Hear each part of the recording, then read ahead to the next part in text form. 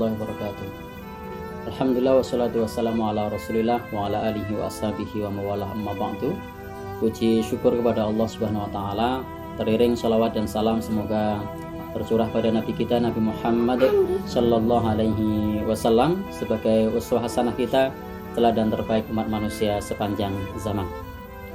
Di kesempatan ini kita akan belajar apa yang disampaikan oleh Imam Ibnu Qayyim al-Jauziyah dalam kitab Ad-Da' wa Dawa tentang salamatul qalb atau kejernihan hati. Karena hati kita ini bisa berkarat sebagaimana besi yang bisa berkarat. Karena hati kita ini bisa tertutup, hati kita ini bisa terhalang dari hidayah, bisa terhalang dari kebaikan-kebaikan. Sebagaimana di dalam Al-Qur'an Allah Subhanahu wa taala berfirman, "Kalla bal rana ala qulubihim ma kanu yaksibun." Di sini Allah Subhanahu wa taala berfirman sekali-kali tidak bahwa hati manusia itu rana, bisa berkarat atas apa yang dikerjakan oleh manusia. Kalla innahum ar-rabbihim yawma idzil lamahjubun. Bahkan manusia pada hari itu nanti akan terhijab, akan terhalang dari Allah Subhanahu wa taala.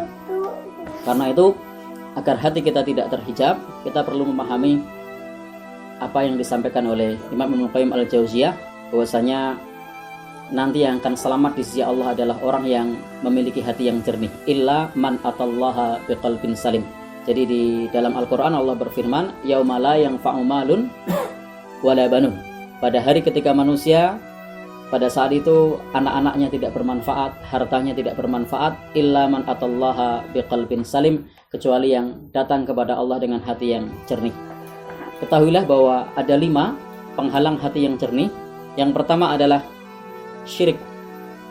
Imam Ibnu Qayyim menyebutkan yang pertama adalah syirik yunaqidut tauhid, karena syirik dapat membatalkan tauhid. Maka sebagai orang yang beriman, kita harus menjauhi segala bentuk kesyirikan, karena kesyirikan akan membatalkan tauhid dan akan menghalangi orang masuk ke dalam surga. La in asyrakta la yahbatanna amaluka. Kalau manusia melakukan syirik, maka amalnya akan batal. Karena itu ketika seseorang dengan berjuta amal, dengan beribu amal, dengan banyak amal, tetapi kalau melakukan kesyirikan, maka amalnya sia-sia. Maka agar hati kita tetap jernih, pastikan kita hanya menuju kepada Allah Subhanahu wa taala dan menyembah Allah Subhanahu wa taala.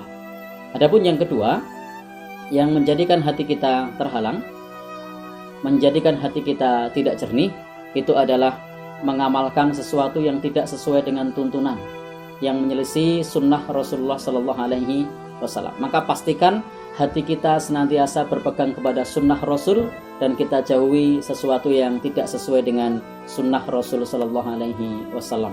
Karena prinsipnya adalah man amila amalan laisa alaihi amruna fahuwa raddun. Barang siapa yang beramal dengan suatu amalan yang tidak ada tuntunannya, maka amal tersebut akan tertolak.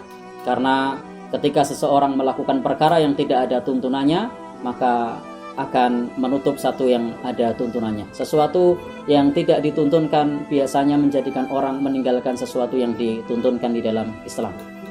Yang ketiga, sebagai penghalang kejernihan hati yang lain adalah syahwat.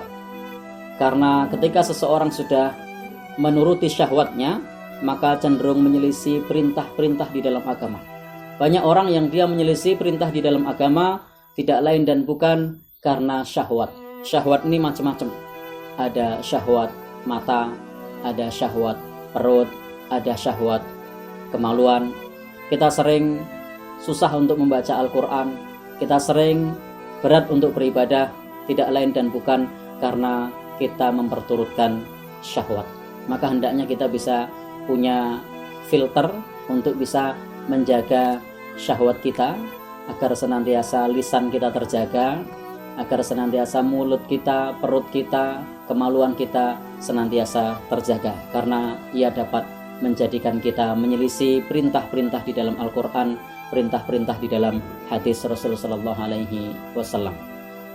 Adapun yang keempat, yang menjadi penghalang bagi jernihnya hati, yang menjadikan hati kita adalah keruh, ghaflah, yaitu lalai.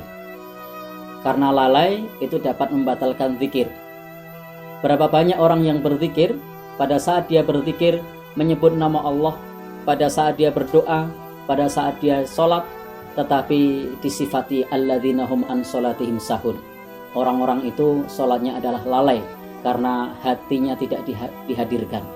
Karena di dalam dirinya lalai, maka dapat membatalkan zikir, dapat membatalkan seseorang mengingat Allah meskipun lisannya menyebut nama Allah Subhanahu wa Ta'ala. Maka senantiasa selaraskan antara apa yang kita ucapkan dengan apa yang kita pikirkan, dengan apa yang ada di dalam hati kita, agar kita senantiasa ingat kepada Allah Subhanahu wa Ta'ala, tidak tergolong orang-orang yang lalai.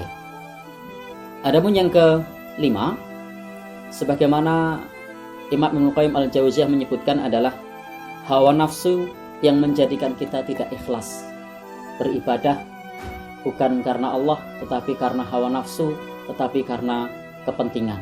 Maka hendaknya ketika kita melakukan sesuatu hanya ikhlas karena Allah Subhanahu wa Ta'ala, karena ikhlas merupakan syarat diterimanya amal di sisi Allah Subhanahu wa Ta'ala. Inilah 5 perkara yang menjadikan hati kita gelap.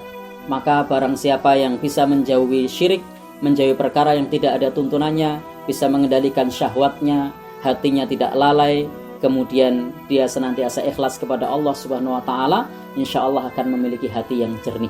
Wa amma man khafa maqama rabbih wa nahan nafsa 'anil hawa. Adapun orang yang takut kepada Allah Subhanahu wa Ta'ala dan bisa menahan hawa nafsunya, bisa mencegah hawa nafsunya, maka surgalah tempat kembalinya insya Allah. Kita berharap mudah-mudahan kita bisa mengendalikan hati kita untuk senantiasa memiliki hati yang jernih dan dijauhkan dari 5 perkara yang dapat mengotori hati. Wallahu a'lam bishawab. Wassalamualaikum warahmatullahi wabarakatuh.